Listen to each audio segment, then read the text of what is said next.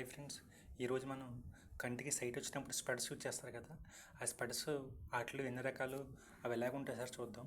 దాంట్లో భాగంగా first myopia అంటారు, అంటే తెలుగులో హాస్య దృష్టి అని అంటారు. దగ్గరగా ఉన్న వస్తువులు మాత్రం కనపడి దూరంగా ఉన్న వస్తువులు కనపడమాట. దీన్నే మయోపియా అంటారు.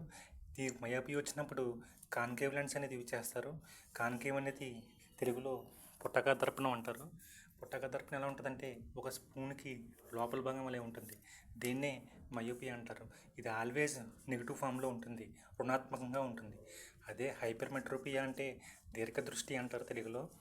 దీర్ఘదృష్టి అంటే ఓన్లీ దూరంగా ఉన్న వస్తువులు మాత్రం కనపడి దగ్గరగా ఉన్న వస్తువులు కనపడమాట. దీన్నే దీర్ఘదృష్టి అంటారు. దీనికి కాన్వెక్స్ లెన్స్ అనేది యూజ్ చేస్తారు. కాన్వెక్స్ లెన్స్ ఎలా ఉంటాయంటే ఒక స్పూన్కి వెనకాల భాగం వల్లే ఉంటుందన్నమాట ఆకారం.